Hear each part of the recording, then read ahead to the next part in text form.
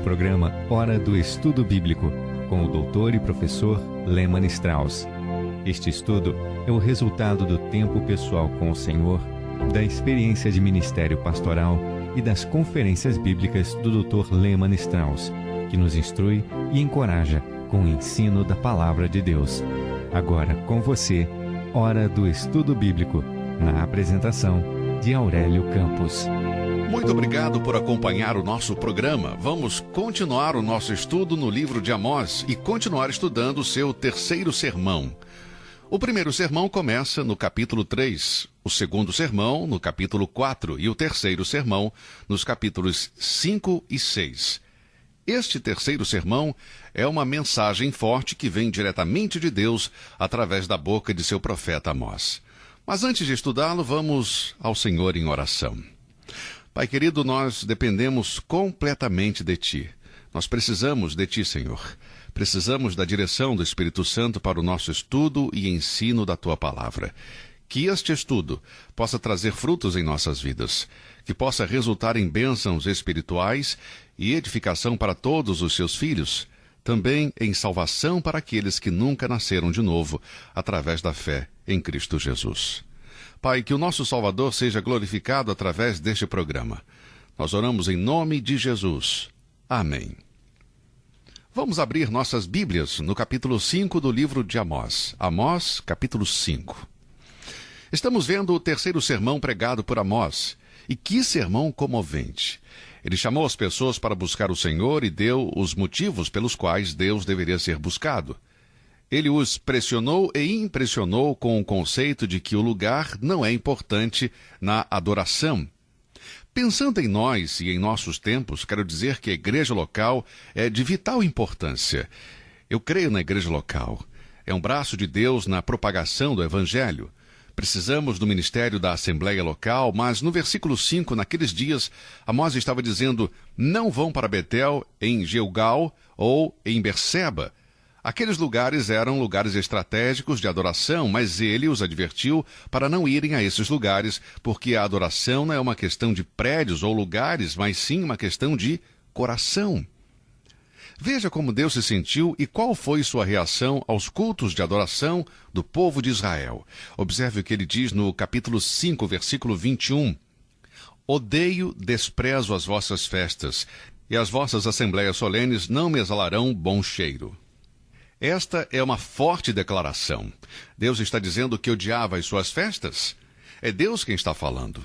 Estas palavras parecem quase inacreditáveis, vindas de Deus e dirigidas a um grupo de pessoas que participavam regularmente dos rituais religiosos. Deus não está condenando toda e qualquer forma de ritualismo aqui, não é isso? Eu não acho que Deus fez isso, porque Ele mesmo instituiu um rígido e amplo ritual nas leis e ordenanças que deu para Moisés. O que Deus está condenando aqui é a prática da adoração hipócrita, enquanto ainda viviam em pecado. Suas ofertas não eram aceitáveis e as suas canções nada mais eram do que ruídos. Vamos ler os versículos 22 e 23. E ainda que me ofereçais holocaustos, ofertas de alimentos, não me agradarei delas, nem me atentarei para as ofertas pacíficas de vossos animais gordos. Afasta de mim o estrépito dos teus cânticos, porque não ouvirei as melodias das tuas violas. Deus odeia toda adoração superficial, que não é feita de coração. Creio que Deus falou sobre os mesmos sentimentos para o profeta Isaías no capítulo 1 de seu livro, nos versículos 13 e 14. Vamos abrir aí nossas Bíblias em Isaías, capítulo 1, versículos 13 e 14, onde ele diz: Não continueis a trazer ofertas vãs, o incenso é para mim a abominação, e as luas novas e os sábados e a convocação das assembleias, não posso suportar iniquidade, nem mesmo a reunião solene. As vossas luas novas e as vossas solenidades, a minha alma as odeia, já me são pesadas, já estou cansado de as sofrer. Bem, essa é uma declaração séria vinda de Deus. É como dizer, não se preocupem em ir à igreja, não se preocupem em atender os cultos, não se preocupem em trazer as suas ofertas, eu não quero nada disso, eu odeio isso. Como você pode ver, a vida espiritual cai a um nível muito baixo quando a adoração dos homens torna-se um insulto a Deus. Deus não vai aceitar as canções, o louvor, nem o dinheiro ofertado por pessoas ímpias. Eu gostaria de aplicar esta lição para o nosso povo hoje. Esta não é uma pregação popular. O tipo de pregação que Amós pregou realmente incomodava as pessoas. Tudo estava bem enquanto ele pregava contra os pecados das nações vizinhas, mas quando começou a pisar nos calos do povo de Deus que estava vivendo em pecado, então, para eles, ele deixou de ser um pregador, era um intrometido.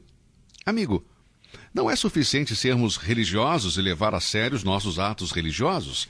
Embora isso seja importante, não é o suficiente, porque você pode ser um grande religioso e não andar da maneira correta diante de Deus. Nossos pecados são repugnantes ao nosso Deus Santo. Salmo 24, versículos 3 e 4 diz: Quem subirá ao monte do Senhor, ou quem estará no seu lugar santo? Aquele que é limpo de mãos e puro de coração, que não entrega a sua alma à vaidade, nem jura enganosamente.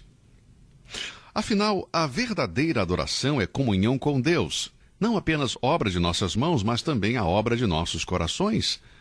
Amós disse: odiai o mal e amai o bem, no capítulo 5, versículos 14 e 15. Agora, neste terceiro sermão, são pronunciados 2 ais, expressões de dor, contra aqueles que permaneciam sem se arrepender. O primeiro é no capítulo 5, versículo 18. Ai daqueles que desejam o dia do Senhor. O segundo ai está no capítulo 6, versículo 1. Ai dos que vivem sossegados em Sião. Você deve lembrar que os capítulos 5 e 6 são uma unidade e formam o terceiro sermão. Eles estão juntos, com o primeiro ai, que é uma denúncia, mas em um tom de pesar em todo o contexto, se introduz o conceito do dia do Senhor. Esta expressão, o dia do Senhor, aparece muitas vezes no Antigo Testamento. Quando você estuda todas as referências, você chega à conclusão de que será um tempo de juízo, quando Deus reivindicará a sua justiça e julgará seus inimigos. Não será um dia de 24 horas, nem um tempo específico, mas profeticamente é o tempo da segunda vinda de Cristo à Terra em glória, para julgar as nações e governar sobre esta terra por 1000 anos. Devo esclarecer que alguns queridos irmãos estudiosos da Bíblia acreditam que o dia do Senhor irá começar com a tribulação, logo depois do arrebatamento da igreja.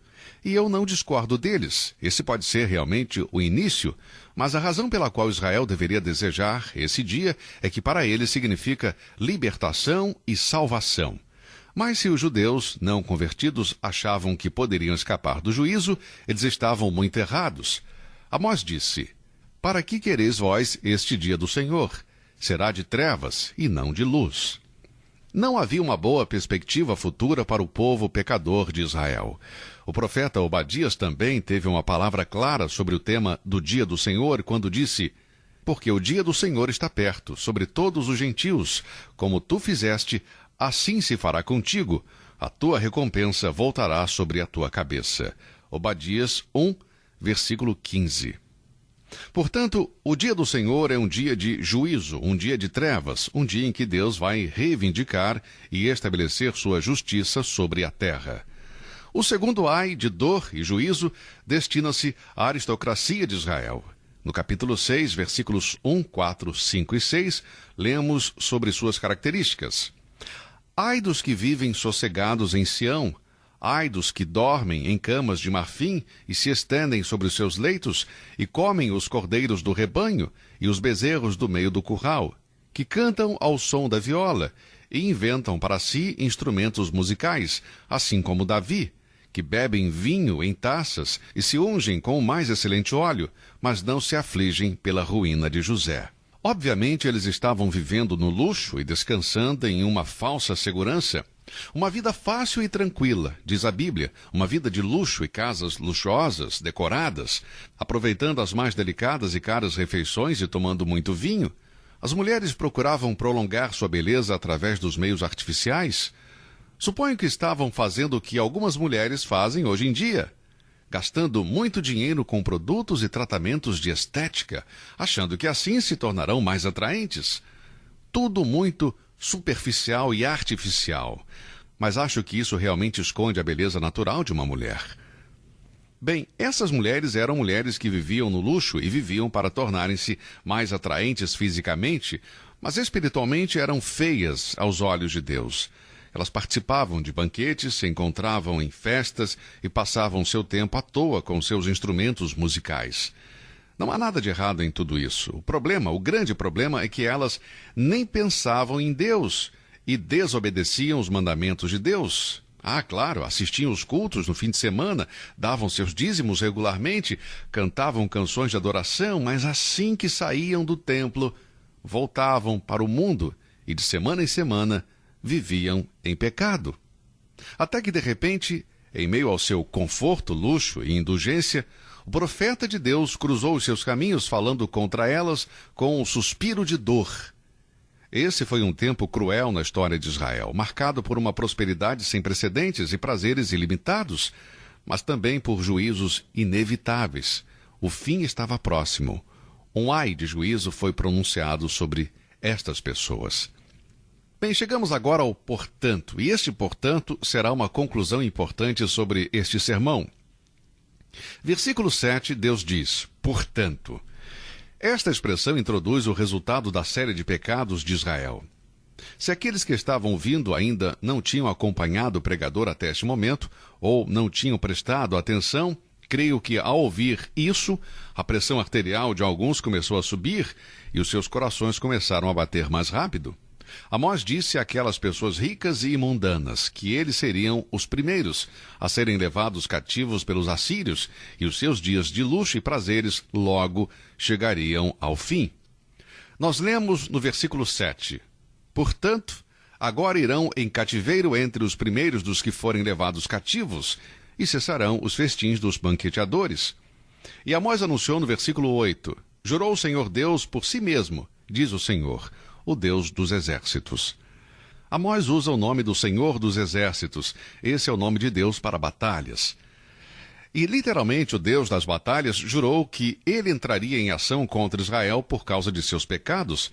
Não haveria escapatória para as experiências terríveis que viriam sobre a nação.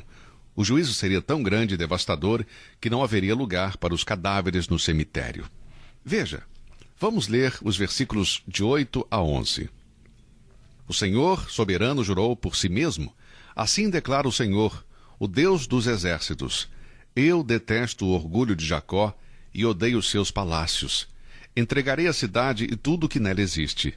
Se 10 homens foram deixados numa casa, também eles morrerão. E se um parente que tiver que queimar os corpos vier para tirá-los da casa e perguntar a alguém que ainda estiver escondido ali, há mais alguém com você?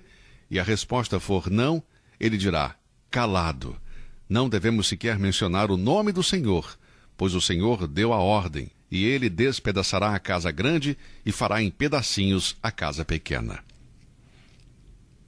Quem é esse parente? Bem, o parente mais próximo que havia sobrevivido entraria na casa para cuidar do enterro dos corpos, e se ele encontrasse alguém vivo, ele deveria dizer, calado. Não devemos sequer mencionar o nome do Senhor. Nem sequer poderiam mencionar o nome do Senhor, pois o juízo terá atingido a todos, desde as grandes casas dos ricos até as pequenas casas dos pobres. E para concluir, Amós faz 2 perguntas que têm um não como resposta. A primeira pergunta está no versículo 12. Porventura correrão cavalos sobre rocha? Bem, a resposta óbvia é não. E a segunda pergunta é, poderá alguém ará-los com bois? Claro que, novamente, a resposta é não. É certamente um absurdo arar sobre uma rocha ou correr por cima dela com um cavalo. Posso até imaginar alguns deles perguntando para Amós, por que essas perguntas são tão estúpidas? Bem, assim como era tolo e ilógico supor que Israel poderia continuar vivendo no pecado e esperar a bênção de Deus, eles pensaram que poderiam fazer justiça com as próprias mãos, por conta própria, sem Deus. Com uma atitude de autossuficiência, eles rejeitaram o Senhor, atribuindo a sua prosperidade econômica e militar a si mesmos, e se esqueceram de Deus. Bem, correrão cavalos sobre rocha? Poderá alguém ará-la com bois? Claro que não. Muito bem, então qual é o ponto deste sermão? É este? Você pode esperar que o Senhor feche os olhos para o seu pecado? Você espera sair livre do seu pecado? Claro que não. Esta é a aplicação. O ponto central deste terceiro e último sermão é que os homens e as nações agem como tolos quando tiram Deus dos seus próprios planos. Como você pode ver, querido amigo, é preciso mais do que tecnologia avançada, recursos naturais, força militar e riquezas para uma nação sobreviver. Precisamos do Criador e do Sustentador. Precisamos de Deus. Salmos 9:17 diz: os ímpios serão lançados no inferno e todas as nações que se esquecem de Deus. Fico maravilhado com a mensagem de Amós, porque depois de tantos séculos tem um conteúdo atual e apropriado para a nossa geração. O juízo veio sobre aquelas pessoas por causa dos seus pecados, pecados que se tornaram populares hoje em dia. Divórcio entre cristãos professos e até mesmo de alguns ministros da igreja. Homens que alegam estar servindo a Deus, mas que deixaram suas esposas e pegaram uma outra mais jovem. Isso jamais vai ser bom aos olhos de Deus, amigo. Beber, liberdade de assistir certos filmes, ver conteúdos inapropriados na internet, tudo isso é errado aos olhos de Deus. Tolos são aqueles que pensam que podem enganar a Deus. Nós somos tolos se pensarmos que podemos pecar e sair impunes. Deus tem seus livros, guarda os seus registros, assim como guardava os registros dos pecados de Israel. Amós disse que é tolo aquele que pensa que Deus vai fechar os olhos para o seu pecado. Amigo, que esta mensagem de Amós possa ter tocado o seu coração. Na verdade, hoje, Deus trata conosco individualmente, não como nação. Deus lida com indivíduos, mas você sabe que se muitos de nós nos voltarmos para Deus, acertarmos as nossas contas com Ele, andarmos na vontade de Deus, obedecermos aos mandamentos do Senhor, vivermos como testemunhas vivas do Senhor, talvez o Senhor levantará novamente o meu país e o seu para um lugar de honra e bênção. Mas todo o processo deve começar no coração de cada indivíduo, em nossos lares. Que Deus trabalhe profundamente com o seu poder para que esse processo comece em você e em mim. Se Deus quiser, nós nos encontraremos novamente para continuar o nosso estudo do livro de Amós, capítulo 7. A propósito, quero encorajar você a ler o capítulo 7 para o nosso próximo programa. Que Deus te encha com sua graça e amor. Que Deus o abençoe. E até o nosso próximo encontro. Você ouviu Hora do Estudo Bíblico com o professor e doutor Lehmann Strauss, na apresentação de Aurélio Campos. Se você deseja ouvir novamente esta mensagem, visite a nossa página na internet www.bbnradio.org. Fica o convite para você nos acompanhar amanhã, neste mesmo horário, aqui na BBN. Hora do Estudo Bíblico é uma produção da BBN.